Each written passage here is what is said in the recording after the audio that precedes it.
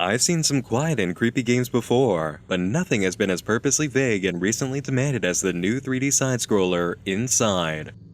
I'll be honest, the request for an explanation of this game kind of came out of nowhere all at once, but I enjoyed following through on the lead for sure.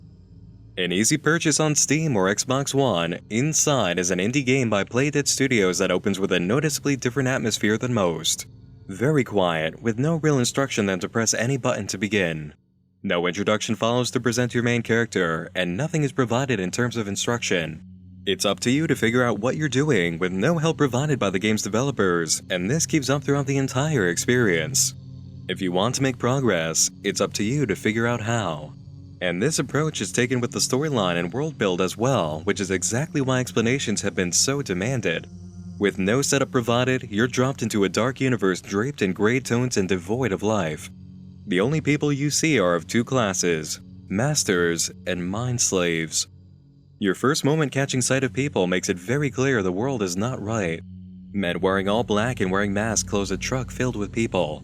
The truck drives off and we next see a pair of masked men outside of a kind of pod with a round window.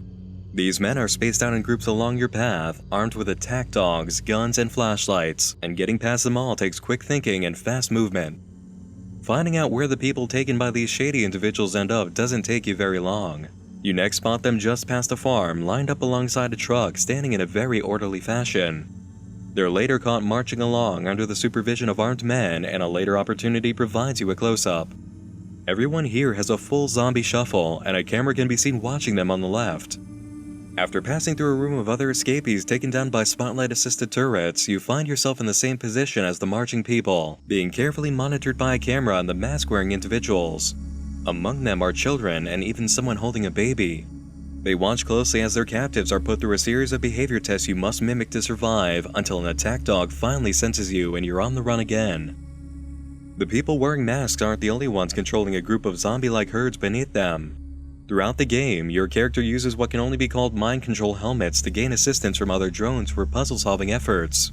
Anytime you hook into a mind control helmet, you can gain some new friends to run around and accomplish tasks, and can even use one under your control to activate another mind control helmet, which in turn channels down to another zombie state individual. Almost all of these people have the appearance of workers. There's a moment where you encounter a complex full of construction workers who stand around until you assume direct control. And if that's not eerie enough, we also have attacking mermaids with severely overgrown hair, a whole area being assaulted by a blast cannon with the power to destroy your entire body, piles of dead bodies and limbs from both humans and pigs, reverse gravity pools of water, mutilated zombies, and a giant, horrifying blob of people crushed into one organic mass. None of this is explained to you by the game. It's there to be seen by players and, if they can manage it, interpreted by putting the pieces together and deriving meaning. Inside sure does give you a lot to work with, however. You just need to be willing to find it. The game has 14 secret orbs connected to unseen machines that have to be dismantled, unlocking an achievement while sometimes providing more clues to the story. Find all of them, and you'll be given a chance to find the source of all the orbs for an alternate ending. But we're getting ahead of ourselves a bit on that one, and it's no surprise why. Finding the secrets insinuates that all we really need to see are in the rooms with the orbs, or at the secret ending, but Inside is an experience that works entirely with visual storytelling. It's when you examine the surroundings you would normally run through blindly that you start to understand more. And believe me when I tell you, a second or even third playthrough is necessary to really grasp it. One of the major concerns a player will have after escaping from the masked men who begin shooting at you in the woods is to really, truly make sure you've gotten clear of them. You'll be so occupied with getting through that after seeing the dead pigs on the riverbank and realizing your own death is still close enough to catch you. Running through the farm chapter without analyzing your surroundings is too easy to do. This is where we really need to begin slowing down to examine where we are. By taking on the challenge of visual storytelling during Inside, we can discover the lore of its world build and what's really going on and receive the artistic messages told in this particular story. We'll start with the question that's been on everyone's mind watching a playthrough or playing the game on their own. What is even going on here? As previously said, there are more than a few moments in the game where puzzle solving is achieved by collecting followers. You primarily do this using mind control helmets, and while those devices have been a long-time staple of sci-fi, they often don't just work on their own. In the world of Inside, we find this to be somewhat true. While going through the farm chapter, just after escaping from the masked men in the woods rounding people up, you'll discover a lot more dead pigs than you saw on the riverbank. After jumping off of a barn roof and onto a cart full of corpses and moving it to make progress, you'll notice that underneath the cart, there are a whole lot of things. Very strange, long creatures that can only be described as overgrown worms. You'll catch more of them in the dirt on the other side of the platform you cross after moving the cart, and then see them slowly wiggling around in the corpse of a pig behind you. As you head towards the next building, you'll spot 2 more pigs with worms inside of them, one of which wakes up from the dead and comes after your character. Once you've run the pig into a wall, it will be dazed enough to move under the mind control helmet in the middle of the room. Naturally, it's time to move that pig, so you grab hold of its backside to pull and rip its tail right off. At least, that's what you're going to assume happens if you're not watching closely. Looking at the pig as it runs around, you'll see that one of the worms are sticking out of its back end, just under the tail, and it's the worm you end up removing, which leaves the pig docile enough to be pushed into place and then just stand there. With that worm connected to the pig, it had been aggressive. Now it was fine. And while this pig was still alive despite the parasite attached to it, the others outside hadn't done so well. What we're looking at with this worm is a type of parasite. That's why so many of them could be found underneath the cart of dead pigs. With no living bodies to feed off of, the worms left the host bodies and collected in a pile underneath the area they'd fallen off. During a much later chapter, you'll find several people suspended in a body of water supported by reverse gravity, with many of these worms attached to them. You release a group of these people moments later to help with a task. They're more of the zombie state followers from earlier, but now misshapen and missing limbs. You can even spot one without a head that still manages to follow you. Those lost body parts can be spotted falling out of a dumpster chute in an area that comes before this part of the game. This is what's happening to the people who are being collected. While running around this building, you can see a group of them in a cage who are picked up and carried away. In the same general area, you'll catch sight of the strange pods from the woods with round windows sitting in storage. These were containment pieces for the captives before they could be loaded onto trucks and taken away. People normally don't just stand around and allow themselves to be kidnapped. These pods probably had a hand in making them easier to control and herd onto trucks. But why all the kidnapping, mind control, and body mutilation? What does the organization or company in control of this operation have to gain from this? Or for that matter, the different types of mutated people trapped in glass observation cubes with cameras trained on them? Whatever it is, the workers inside this building, who seem very much not under mind control and haven't been visibly mutilated, are highly interested in the outcome. Quite a lot of people can be seen running into the building on your way up and working their way past you to look through the glass of a large dome on the same level as the observation rooms. It's quite a shock to see normal people after running through the game at this point, but that shock is outperformed by discovering what you find in the dome, which turns out to be a water tank. After getting sucked in, your character loses his clothes and then approaches a giant mass of bodies crushed together into one horrific organic mass. There are 4 mind control helmets attached to this blob of flesh, limbs, and organs, and they seem to be in standby mode without the usual ring of lights glowing for active mind control. After pulling away 3 helmets, your character is sucked into the blob and absorbed, giving you control of the entire mass, which then breaks open the tank and floods the room. This leads into the most shocking and, to be honest, hilarious turn of events as you rampage through the building, aided in your escape by some followers from earlier. Chaos and destruction are the only things you achieve throughout your run up until crashing into the office of a very prominent figure in the company. You run him right over, knocking him out of a glass window and then crushing him in the most violent scene in the game. It's the only time your character has ever caused a death, and the blood is all over your misshapen blob body. It's after this point that employees of the company aid you in your escape until it's revealed to be a trap, which, as the unstoppable mass of people, you manage to break out of and escape to freedom, crashing through the outer wall of the building, tumbling down a hillside, and finally ending up on the beach, where you lay bathed in sunlight and free at last as the game finally ends. The masses of people you had encountered on the way to this point were progressions of the final stage. Normal mind slaves in full clothing, barely clothed, misshapen bodies, and at the end, one horrible mass of organic matter. Levels of treatment for each group resulted in their state, and everyone in the building seemed to be headed for the organic mass. But why? Why even create such a horror in the first place? One of the earliest moments of mind control puzzle solving in the game shows us. It's the cipher key to the question about what this company is doing. Your player character uses a mind control helmet to move one of the zombified people, who then plugs into another helmet to control yet another mental zombie. Together, the player character and the first zombie move in the way they need the second zombie to move in the chain of command. One regular person can control a mind slave, who can also control mind slaves. Looking at the blob at the end of the game in its tank, we can see 4 helmets attached, and judging by how many limbs are sticking out of this thing, it's foolish to think that there aren't any heads or brains inside of this mass. It's also attached to one giant arm, keeping it in place that may have additional purposes, and as previously stated, the mind control helmets are not actually active yet. They don't have that same golden glow as the active ones we've already seen. Because a zombie guided by an active mind can control other mind slaves, and because we know this interconnected mass of bodies knows how to work in unison to accomplish a goal, we can suspect it's operating on at least 4 connected brains at once inside one giant body. That's 4 times the brain power of a normal mind slave. Get an entire network of them together under one control helmet for a brain that still has free will, and you can control a whole lot of people all at once, moving entirely in unison. And then, because you've already learned how to stitch several human bodies into one living organic mass, you could always take your body modification process a few steps further and create different models of mind slave depending on what you need to do. That's what this company appears to be doing, collecting human beings for the combined efforts of mind control and extreme genetic modification. Their primary effort seems to be the creation of these mass organic bodies, which can serve as central nodes of control to operate many groups of mental slaves. It's not the first time they've done this type of thing either. In the game, you'll encounter a type of being living underwater with extremely overgrown hair, which is afraid of bright lights.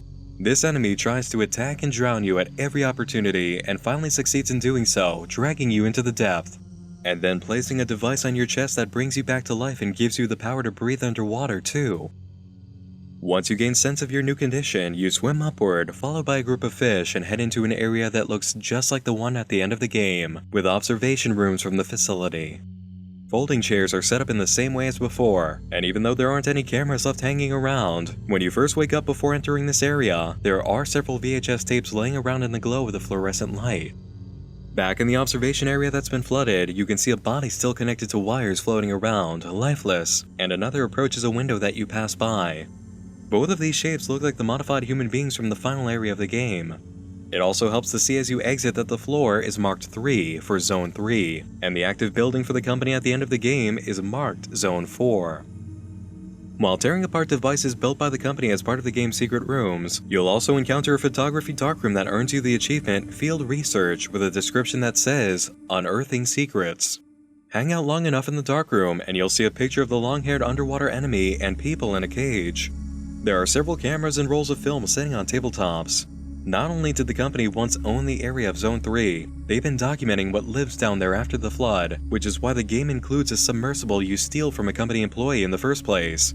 Someone has been using it to keep track of old experiments. This previous work in creating humans who can breathe underwater probably led to the company's use of the technology in the new batch of mind slaves, who are also suspended in water and are still clearly alive after being pulled or dropped out of it. And finally, let's not forget the reward for finding all of those devices like the one in the photography darkroom. After collecting all of them, you'll be allowed to use a panel in the same underground bunker where you found the darkroom to unlock a door, which leads to a massive computers with wires hooked up to a mind control helmet. You can open a gate on the wall and unplug the entire system for good, which then seems to give your character the same hunched over appearance as mind control victims who aren't being used, almost as if you've been deactivated. It's been theorized by a few early players who found this secret ending that you were also being controlled the entire time, primarily by the blob who compelled you to free it and join the mass body at the end. This area of discussion gets us more into the secondary meaning of things just beyond the world building, which we can now begin to talk about. As soon as you enter the area of the farm from the start of the game, you'll be greeted by some small golden chicks who will follow you wherever you go. Your objective is to get them inside the barn where they can be sucked up into a machine that pelts a hay bale with chicks until it falls over. The natural reaction to this scenario is that you really hope the game developers don't want you to actually do that. I remember looking for any other way in the room I could find to avoid killing them before realizing I had no choice. Thankfully, after putting the chicks through the machine, they all miraculously survive. At first glance. Taking a closer look at the scene, you'll see that one chick didn't make it through the ordeal. This isn't the only time something like this happens either. At a later point, when you're gathering friends with your mind control helmet in the construction complex to open a door, you may find that you don't have quite enough to meet the quota of 19. In order to finish the puzzle, you need to drag and drop a dead construction worker onto the platform. And even later, when you gather a group of zombie followers who are misshapen and missing limbs, they collapse to the floor after being suspended in water, and not only do some of them lose appendages, a few don't get back up after you drop them to help you. Then, when approaching your next major mass of people, the Blob, another casualty occurs. You. This time, during interaction with a group, you become the major loss that occurs as a result of the meeting, meshing with the Blob to become one mass body. During Inside, you can pick up on a lot of themes. Yes, you can see the dystopian future. Yes, mind control and mass manipulation is in there as well. But in the midst of playing, you come to find that your interactions with groups always result in at least one loss. Somewhere along the line, someone doesn't make it. The group of chicks so eager to follow you end up losing one of their own after being sucked into the vacuum. The construction workers have to watch as one of their members are dropped onto the body count platform, a dead pawn for puzzle-solving efforts. The malformed and mutilated people in the company building after being dropped from the water end up losing limbs and followers of their own. Then, when you encounter the Blob, you first lose your clothes, rendering you naked and vulnerable in front of a whole group of strangers, and then your identity as you're absorbed by the organic mass. This theme of sacrifice is so strong on your side of the game as a player. The company and the society that wears white masks, they're concerned with collection and control. You are concerned with a struggle against power and sacrifice in the pursuit of unity. The succession of death even makes sense when it comes to feelings of attachment to a human being. Animal death, human death, multiple human deaths and suffering, loss of personal identity, and loss of self. Overall, through both player perspective and enemy perspective, there is an overarching theme of using people. Your character uses the mind control helmets provided to make progress up until meeting the underwater creature, who we now know was a previous creation of the company in charge. We spend more than a few moments trying to escape from her attacks underwater, only to be taken down in the end, dragged to the point of dying, and then saved. During the course of the game, we just took advantage of other people and creatures when we needed something. The chicks, the pig, the people. When faced with dying and in desperate need, the impossible was actually granted to us by the kind of being who we'd been using all along to meet our end goal. It's from this point that not only can we breathe underwater, we actually don't even need the mind control helmets to work with any groups.